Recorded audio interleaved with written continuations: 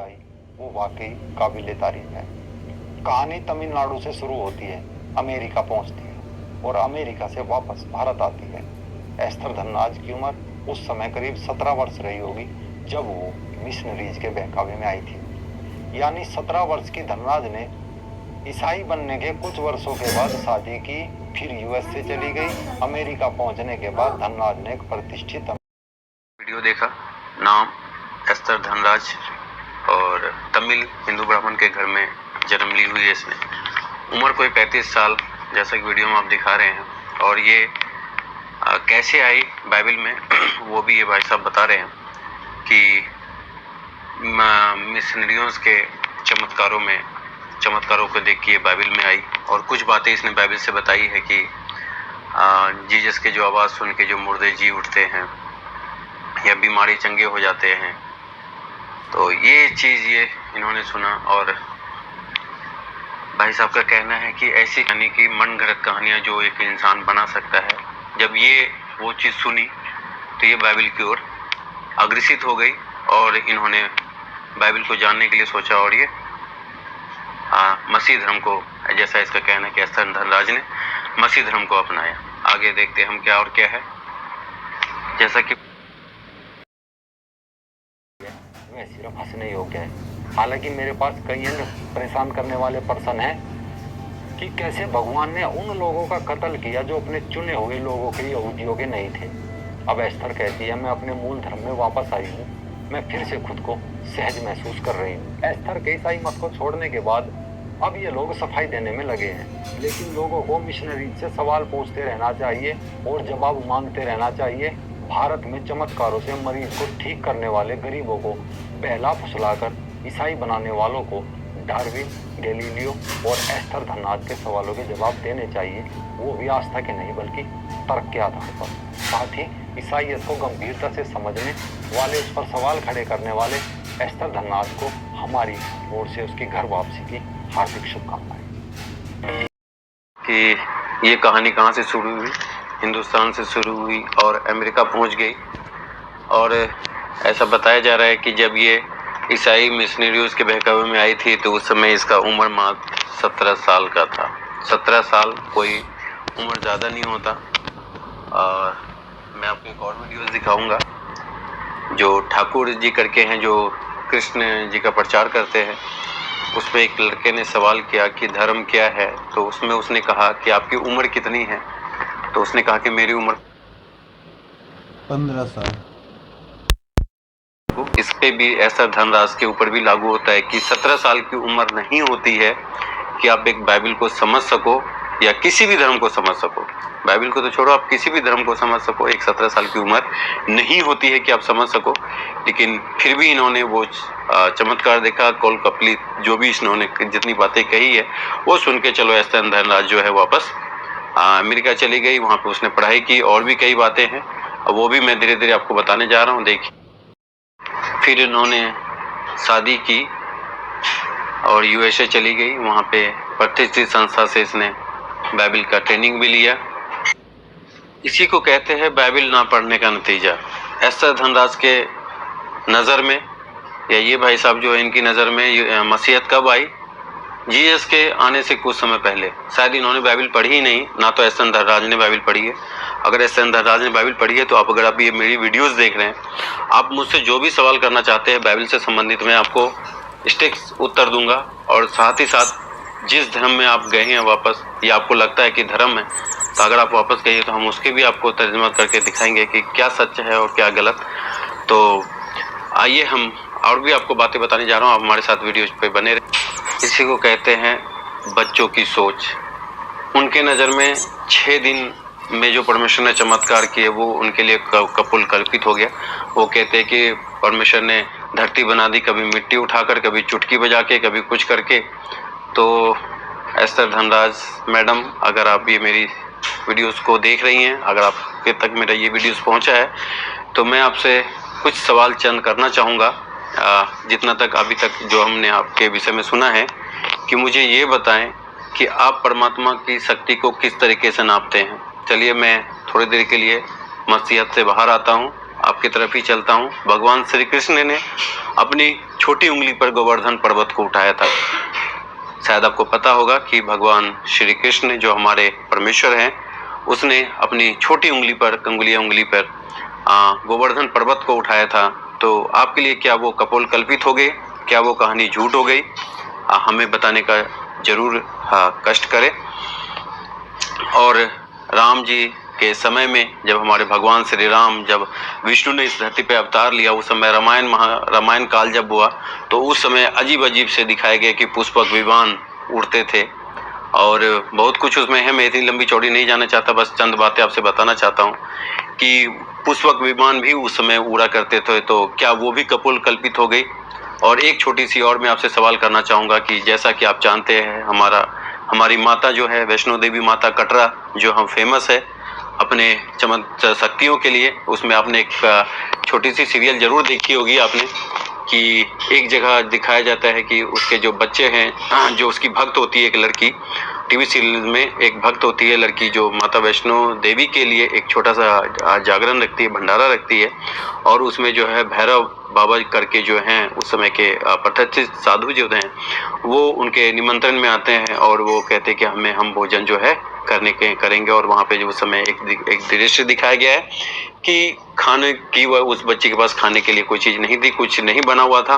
और उस समय जो भी दृश्यांत दिखाया जाता है, जो भी सीन्स जो दिखाया जाता है कि फटाफट आग जल जाता है, फटाफट सब कुछ हो जाता है और वो पूरे साधु तृप्त होकर खा के जाते हैं। तो मैं आपसे सिर्फ ये पूछना चाहता हूँ कि क्या ये भी कहानी आपको कपोल कल्पित लगती है? भगवान श्री कृष्ण जब महाभारत के युद्ध में जब सुदर्शन चक्र चलाते हैं और वो सुदर्शन चक्र से लोगों के गले कट जाते हैं, तो क्या ये भी आपके लिए कपोल कल्पित कहानी है? मैं तो मानता हूँ कि आप 17 साल के हो, 17 साल में कितनी उम्र होगी और 17 साल में कितनी सोच होगी लोगों की, आपकी एक बच्चे की तरह सोच है, क्योंकि आप परमेश्वर को उसी दृष्टि से नहीं देख सकते जिस दृष्टि से मैं देख रहा हूँ कि मेरे जो परमेश्वर श्री कृष्ण है, वो अगर कुंगलियां अपनी छोटी सी उंगली पर अगर इतना बड़ा गोवर्धन पर्वत उठा सकती है, अगर वो शेषनाग पे चढ़ के अगर वो नाच सकते हैं, तो मैं आपसे दावे के साथ कह सकता हूँ कि बाइबल के परमेश्वर भी 6 दिनों में वो कार्य कर सकते हैं जो आपको कपोल कल्पित लगता है। और भी आपने इसमें कई वीडियोस में हमने यहाँ पे देखा हुआ है कि आपने कहा है कि डार्विन के सिद्धांतों के आप जा रहे हैं, अंग्रेज कह रहे कि ये मसीहत का जन्म भारत में हुआ ही नहीं। मैं कहता हूँ सच में आपका दिमाग जो है वो बच्चों वाली है। आप कम से कम बच्चों से बाहर आके एक ज्ञानवान की तरह के मुझे देखें, बात करें आप, तो फिर मज़ा भी आता है सवालों का जवाब देने के लिए। आपने वीडियोस में आपने एक स्टेटमेंट में ये दिया होगा कि अगर मसीहत है तो सिर्फ भारत में यीशु मसीह क्यों नहीं आए। मैं आपसे पूछना चाहता हूँ कितनी पृथ्वी है? क्या 10, 20, 50, 60 कितनी पृथ्वियाँ हैं? और आप कितने लोगों पे जानते हैं कि आप कहाँ पे हैं? मैं कहता हूँ कि एक ही पृथ्वी है, एक ही परमेश्वर है, उनके अलग अलग अवतार हैं। अब अगर मैं आपसे कहूँ कि भारतवर्ष हमारा पहले कितना बड़ा था और अभी हमसे भारत अलग होकर पाकिस्तान बन गया, बांग्लादेश बन गया, पता नहीं क्या क्या बन गया, तो आप क्या कहेंगे कि कल के दिन वो भारत देश हमारा था ही नहीं? क्या वो हमारे भारत का हिस्सा था ही नहीं? उसी तरीके से ये पृथ्वी एक थी, जब यहाँ पे लोग बढ़े, जनसंख्या बढ़ी, इनके लोगों ने डिवाइड किया, करते करते करते करते आप और मैं, आज आप अमेरिका चले गए और मैं आज अपने हिंदुस्तान में हूँ। तो क्या मेरी आप वीडियोस को देखेंगे तो बहुत आपको जानकारी मिल जाएगी कि मैं आपसे क्या कहना चाहता हूँ कि बाइबल के प्रति आपको जरा सा भी नॉलेज नहीं है। आप इंसानों के कहे किए गए बातों पे ध्यान देते हैं और उसको आप प्रचार करते हैं। तो मेहरबानी करके इंसानों के दिमागों पे ना जाके आप खुद अपने दिमाग से सोचें कि क्या है। आपने कहा कि बाइबल में लिखी हुई है कि जो है सूर्य एक जगह है, पृथ्वी उसके गोल चक्कर लगाती है, जो भी वैज्ञानिक ने कहा। मैं कहा बाइबल में किस आयत में ऐसा लिखा हुआ है, आप मुझे पढ़ के बता दें, आयत के साथ कोट करें कि हाँ इस आयत में ऐसा लिखा हुआ है कि जब पृथ्वी एक जगह खड़ी है, सूर्य उसके चक्कर लगा रहा है, ये ऐसा कहा।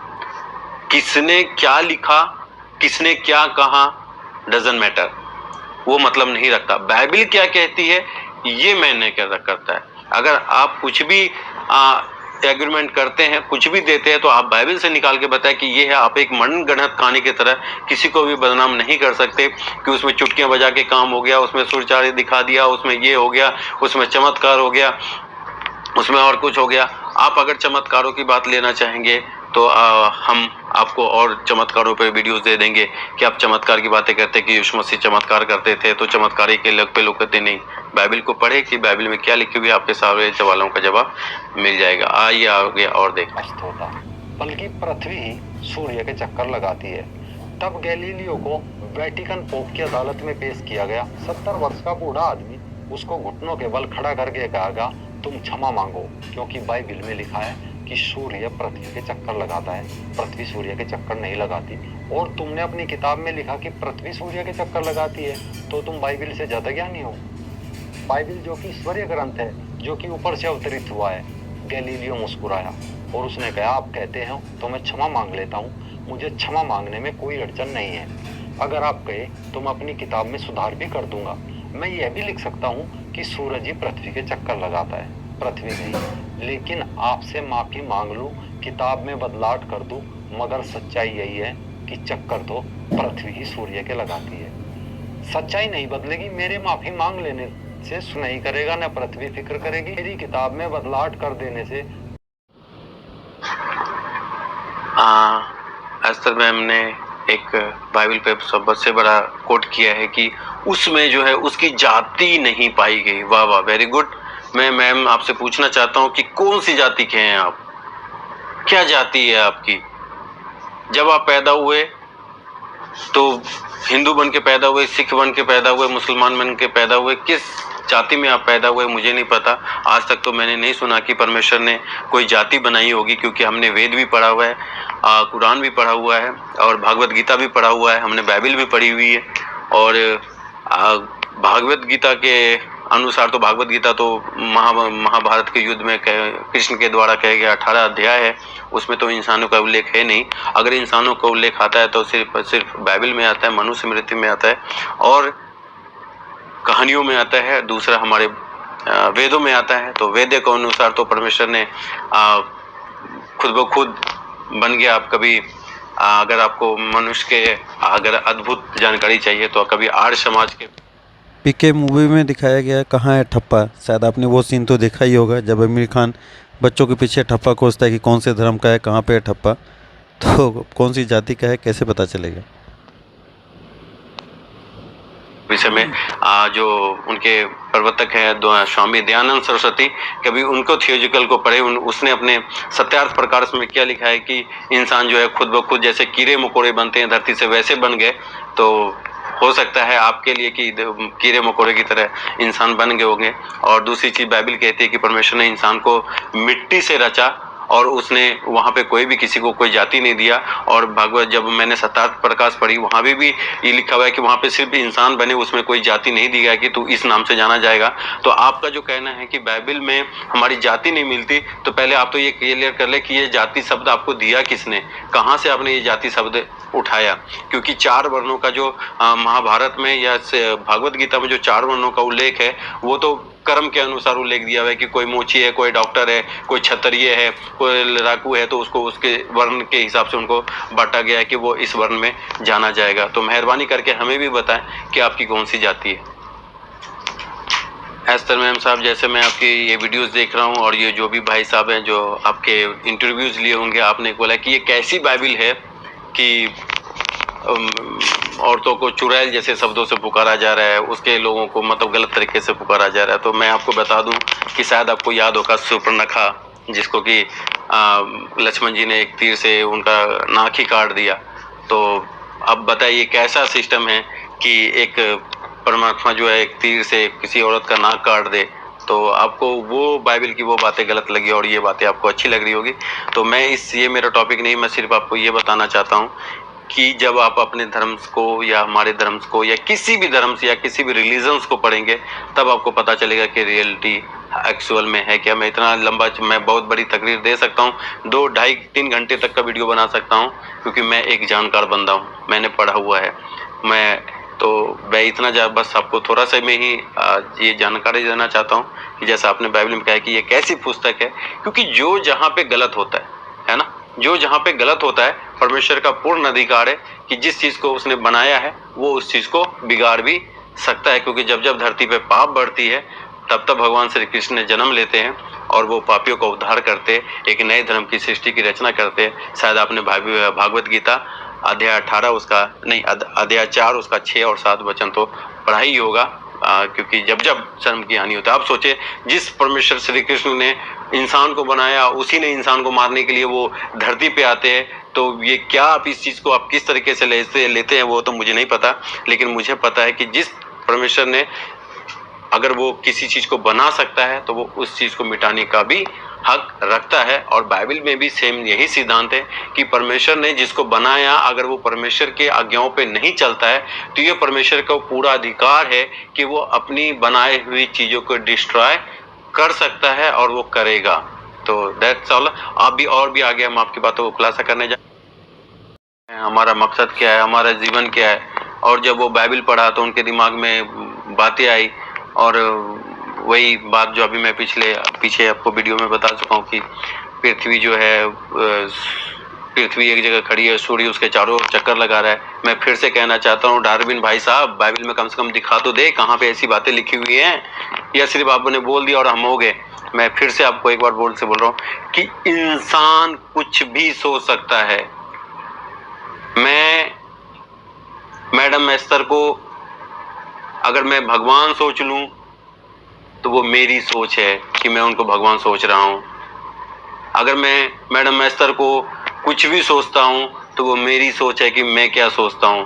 मैंने ये रखता है कि हम जिस धर्म शास्त्र को पढ़ते हैं वो क्या सोचता है, उसमें क्या लिखा हुआ है, फिर हम उस पर ज्ञान चर्चा कर सकते हैं। हम किसी के दिमाग के ऊपर ज्ञान चर्चा नहीं कर सकते, क्योंकि सबका अपना अपना एक सिद्धांत होता है, अपनी अपनी एक सोचने की क्षमता होती है। हम उस पर बात करेंगे तो उस चीज़ का कभी भी हल नहीं निकल सकता। अगर आपको लगता है कि बाइबल में लिखी हुई है कि पृथ्वी एक जगह रुकी हुई है और सूर्य उसके जो चक्कर लगा रहे हैं, तो मेहरबानी करके वो आयत निकाल के आप कोट करें कि बाइबल में इस जगह लिखी हुई है। फलाने ने क्या कहा, दूसरे बंदे ने क्या कहा, तीसरे बंदे ने क्या क्या, मैं उस चीज़ को नहीं मानता, सिरे से खारिज करता हूं। अगर आपको बाइबल से कोट करनी है, बाइबल से आप आयत उठाओ, पूछो, हम आपको जवाब देने के लिए बैठे हुए हैं। और सबसे महत्वपूर्ण बात, ये जो हमारे भाई साहब डार्विन साहब हैं, जो भी हैं, इसने जब परमेश्वर ने 6 दिन में पेड़ पौधे पृथ्वी सब कुछ बना दिया, इनके पल्ले में ही नहीं पड़ा। भाई साहब, परमेश्वर के लिए तो 6 दिन बड़े बहुत दिन हो गए, परमेश्वर के लिए तो 1 घंटे भी बहुत हैं। मैं फिर से कह रहा हूँ कि आप कभी देखो तो सही, कृष्ण भगवान ने, हमारे परमेश्वर श्री कृष्ण ने गोवर्धन पर्वत को उठाने के लिए तो वो पूरे साल भी इंतजार नहीं किया। बारिश हुई, तूफानें आई और वो गए और अपनी छोटी उंगली पर गोवर्धन पर्वत उठा लिया। भाई साहब, बॉल अंदर गई पानी में, कृष्ण जी ने छलांग लगाई और शेष नाग पे नाचते हुए बाहर आए। भाई साहब, पूतना जो राक्षसी थी, उनको जब अपना स्तनपान कराने के लिए आई, उसने पूतना को ये नहीं बोला भैया तू रुक, मैं अभी 6 महीने बाद आऊंगा। भैया वो उसी समय पूतना का सर्वनाश किया। कहाँ हैं आप डार्विन भाई साहब? 100 साल राज करके गए हम पे और अपने में बाइबल सिखा रहे। धन्यवाद है आपका। और उसके बाद क्या किया आपने? एक वंशवाद का मतलब एक बच्चा, छोटा जानवरों से इंसान बनने की आपने एक प्रतिक्रिया दे दी। आप परमेश्वर हो, आप भगवान हो, आप इंसान बनने की प्रक्रिया दोगे? कितना सोच सकते हो आप? अगर आप इंसान का विकासवाद की अगर आप प्रतिक्रिया दे सकते हो तो क्या आपने एक काले बाल को खुद सफेद कर सकते हो? अगर आप काले बाल को खुद सफेद नहीं कर सकते तो आप विकासवाद की प्रतिक्रिया खुद परमेश्वर ने जो कहा है कि मैंने ये किया है, आप उस चीज को टुकरा के अपने थ्योरी कैसे दे सकते हो कि परमेश्वर ने इससे कैसे बना? अगर आपका वंशवाद अगर उस तरीके से बढ़ा तो आज कहाँ गई वो वंशवाद? लेकिन बाइबल में आज भी वो चीज जिंदा है। जिस तरीके से हमारे परमेश्वर ने इंसान को मिट्टी से रचा, पुतला बनाया, उसमें सांसें फूकी, इंसान जीवित प्राणी बन गया। आज खुद हम इंसान जो परमेश्वर के द्वारा बनाए हुए हैं, हम खुद अपने हाथों से पुतला बनाते हैं और जीता जागता मूर्ति बना देते हैं।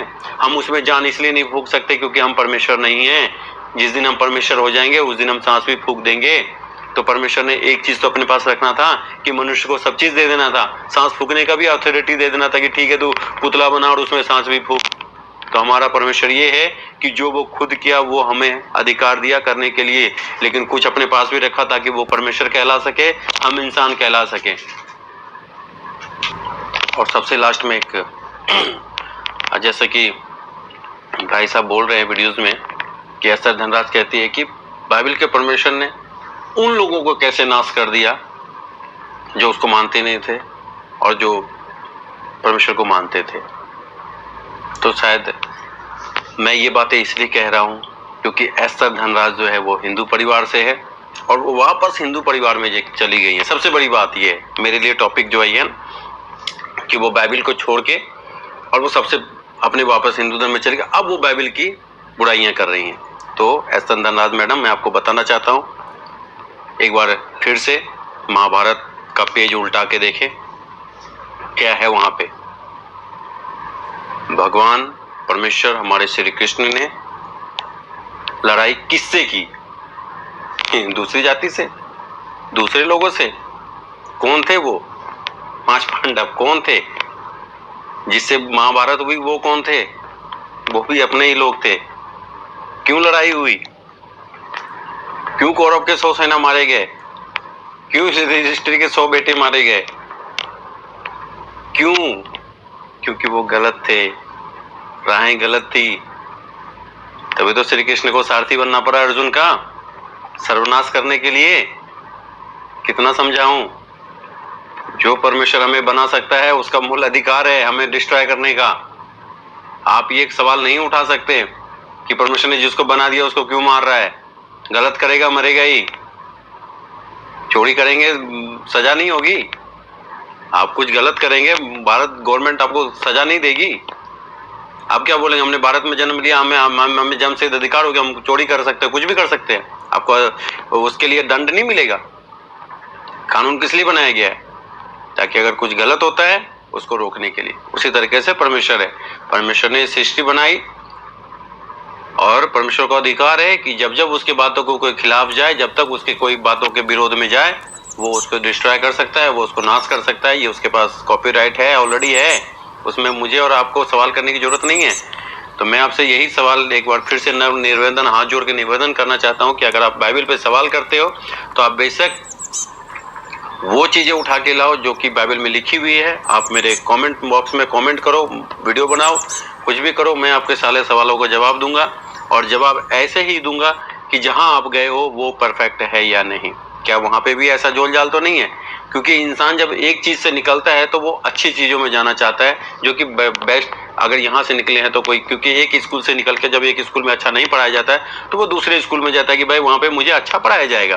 तो अगर वो स्कूल में भी वही पढ़ाया जा रहा है तो फिर आप किस हिसाब से कह सकते हो कि मैंने वो छोड़ के वहाँ पे आया? इसलिए मैंने आपको थोड़ा सा कंपेरिजन करके बताया कि क्या सिस्टम है। तो सबको धन्यवाद, नमस्कार एक बार फिर से। सबको जय मसीह की, जय श्री राम, सत श्री अकाल, आदाब।